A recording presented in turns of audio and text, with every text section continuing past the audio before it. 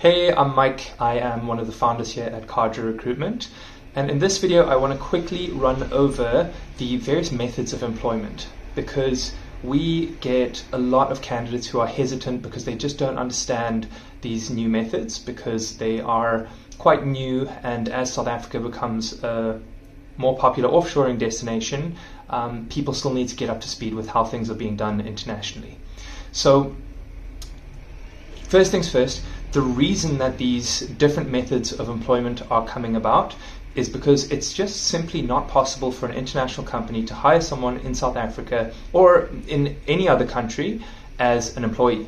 There's no legal mechanism to do that. So the solution is to hire them as an independent contractor in one form or another from a legal and contractual perspective. But in all cases, on the day-to-day, it's just the same. So you're going to be reporting into a manager, you're going to be working with the team, you're going to have specific working hours, and it's going to be exactly the same as if you're an employee. So obviously method one, and we don't do this because we don't engage with any South African companies, is PAYE employment. A lot of people feel like there's some kind of safety net there, that they can go to the CCMA and whatever it is. But that isn't really the case, because in an eventuality where you are adding value, you're performing, and the business is doing well, so they don't need to make layoffs or anything like that, you're going to keep your job. There's very little risk. If you are not adding value, if you're not performing, or if maybe you are in your own right, but the company isn't doing well, there is risk. Those risks are the same no matter what method of employment that you're choosing. So the two methods that we use, and that our companies that we work for, the methods they opt for, are contingency contracting and consultancy contracting. So contingency contracting is basically where we will give the introduction to you and the company. They will decide to hire you, and they will bring you on board as an independent contractor. You will be getting annual leave, you will have a notice period, you will have a probation period. The contract mirrors an employment agreement as closely as it possibly can. If there was some case where you might feel you've been unfairly dismissed or something like that, yes, you won't have the exact same rights as you would if you were in South Africa, but that's not the eventuality that you should be focusing on. And in our experience, after placing hundreds and hundreds of candidates, there has not been a single case of this, not one. So it's a risk that you don't really need to worry about, and you just need to be focusing on performance and value, and you need to select a company that's doing well. So that's the first method. The second method is the consultancy contracting model, and that's a little bit different. It's where Kadraa or the recruitment firm or agency will hire you directly and deploy you into a company as a full-time permanent consultant. And again, the day-to-day is just the same.